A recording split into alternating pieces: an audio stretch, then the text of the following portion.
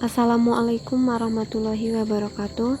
Perkenalkan, kami dari kelompok 2 dengan materi konsep penelitian kuantitatif yang beranggotakan saya Dian Nurul Laili, Selatasya Hidayatul Atqiyah, Hikmawati, dan Isti Zulfanida. Di sini saya akan memaparkan mengenai pengertian metode penelitian kuantitatif dan jenis-jenis penelitian.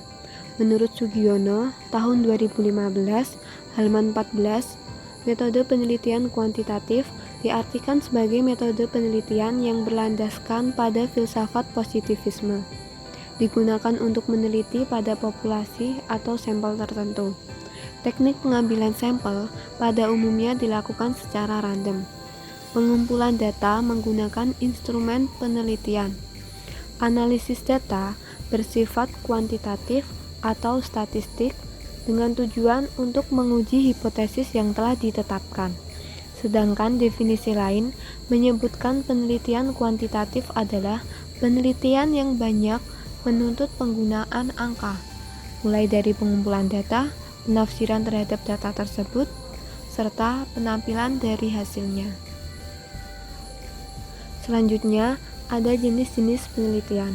Yang pertama, penelitian ditinjau dari tujuan.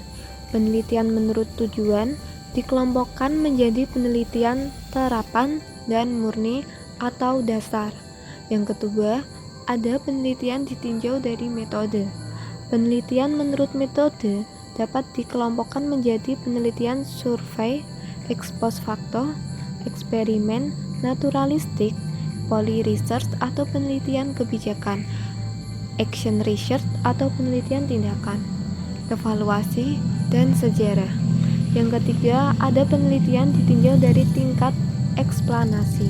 Ditinjau dari tingkat eksplanasi, penelitian dikelompokkan menjadi 3 bagian, yaitu penelitian deskriptif, penelitian komparatif, dan penelitian asosiatif atau hubungan. Selanjutnya, ada karakteristik metode penelitian kuantitatif yang akan dijelaskan oleh Mbak Selatasya.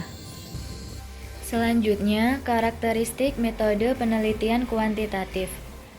Jadi, karakteristik dari metode penelitian kuantitatif menurut Sugiono tahun 2016 dibagi menjadi berbagai macam metode. A. Desain, B. Tujuan, C. Teknik pengumpulan data, itu dengan menggunakan kuesioner atau dengan menggunakan observasi dan wawancara terstruktur. D. Instrumen penelitian, itu berupa tes, angket, wawancara terstruktur. E. Data, data tentunya kuantitatif atau berupa data statistik. F. Sampel. G. Analisis. H. Hubungan dengan responden. I. Usulan desain. J. Waktu penyelesaian. K. Kepercayaan terhadap hasil penelitian, itu dengan pengujian validitas atau dengan reliabilitas instrumen. Tahap penelitian kuantitatif. Menurut Sugiono, tahun 2015, halaman 49, proses penelitian kuantitatif dapat digambarkan sebagai berikut. Yang pertama, dimulai dengan rumusan masalah, karena setiap penelitian selalu berawal dari masalah, dan masalah merupakan penyimpangan dari apa yang seharusnya dengan apa yang terjadi sesungguhnya. Yang kedua, landasan teori. Jadi berdasarkan rumusan masalah, maka peneliti menggunakan landasan teori untuk menjawabnya. Jadi, peneliti harus menguasai teori melalui membaca berbagai referensi. Yang ketiga, perumusan hipotesis. Nah, jawaban terhadap rumusan masalah yang baru menggunakan teori disebut hipotesis. Hipotesis itu juga diartikan sebagai jawaban sementara terhadap rumusan masalah penelitian, yang selanjutnya akan dibuktikan kebenarannya secara empiris berdasarkan data dari lapangan. Yang keempat, ada pengumpulan data. Pengumpulan data dilakukan pada populasi tertentu yang telah ditetapkan oleh peneliti. Untuk itu, peneliti perlu menggunakan instrumen penelitian. Nah, instrumen penelitian digunakan sebagai alat pengumpul data yang dapat berbentuk tes, angket, atau kuesioner untuk pedoman wawancara atau observasi. Dan sebelum instrumen digunakan untuk pengumpulan data, instrumen harus terlebih dahulu diuji validitas dan reliabilitasnya. Setelah data terkumpul, nah yang keempat, maka selanjutnya dianalisis. Analisis diarahkan untuk menjawab rumusan masalah dan hipotesis yang diajukan. Dalam penelitian kuantitatif, analisis data menggunakan statistik deskriptif dan induktif. Yang keenam, setelah hasil penelitian diberikan pembahasan, maka selanjutnya diberi kesimpulan dan saran. Kesimpulan itu berisi jawaban singkat terhadap setiap rumusan masalah berdasarkan data yang telah terkumpul. Sedangkan saran diberikan harus berdasarkan kesimpulan hasil penelitiannya.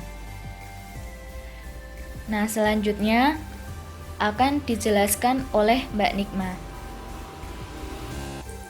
Selanjutnya, sistematika proposal penelitian pendekatan kuantitatif.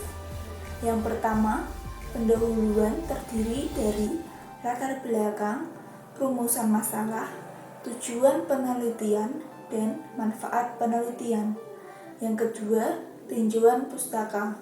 Isi tinjauan pustaka adalah menyampaikan secara singkat substansi pustaka yang berkaitan dengan topik yang diteliti dan menjadi bekal bagi peneliti dalam menyusun pembahasan setelah analisis data selesai dilakukan. Yang ketiga, kerangka konseptual dan hipotesis penelitian. Kerangka konseptual dimaksudkan untuk menggambarkan hubungan antar variabel yang digunakan untuk menjawab rumusan masalah melalui analisis penelitian. Sedangkan hipotesis penelitian merupakan jawaban sementara atas rumusan masalah yang telah ditetapkan. Yang keempat, metode penelitian.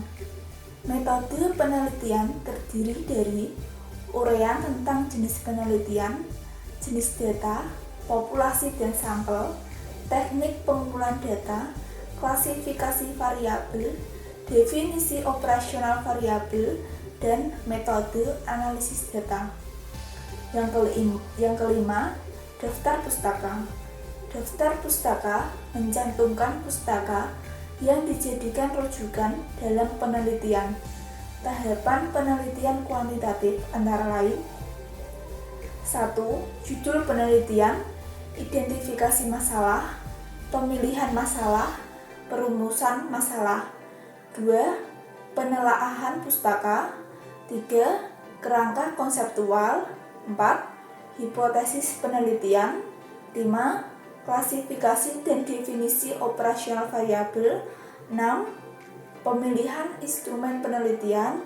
7. Rancangan penelitian. 8. Penentuan sampel. 9. Pengumpulan data. 10. Analisis data. 11. Interpretasi hasil. 12. Kesimpulan. Dan 13. Laporan penelitian. Selanjutnya akan dibacakan oleh Isti Zulfanida. Baik, selanjutnya ada ciri-ciri penelitian kuantitatif. Menurut Burns dan Goff dalam Danim tahun 2002 mengatakan bahwa fokus penelitian kuantitatif diidentifikasi sebagai berikut. 1. Membangun ilmu-ilmu keras. 2. Proses kerjanya berlangsung ringkas, sempit, dan reduksionistik. Reduksi berarti melakukan pembedahan atas sesuatu menjadi bagian-bagian yang bagian itu dapat diuji secara kuantitatif. 3. ketat dalam objektivitas. 4. Basis pengetahuan kausalitas, yaitu menguji hubungan antar fenomena dan menentukan kausalitas dari variabel-variabel. 5. Menguji atau mengubah teori. Penelitian kuantitatif ini melakukan kontrol atas variabel penelitian, menerapkan kontrol yang ketat atas dasar teori, kerangka berpikir, instrumen, teknik analisis, penarikan kesimpulan, penyusunan rekomendasi, dan lain-lain. 6. Menggunakan instrumen pengumpul data yang akan menghasilkan data numerikal. 7. Elemen dasar analisis angka. 8. Analisis menggunakan metode statistika. 9. Melakukan generalisasi. Terima kasih. Demikian presentasi dari kelompok 2. Mohon maaf apabila ada kesalahan dalam perkataan. Wassalamualaikum warahmatullahi wabarakatuh.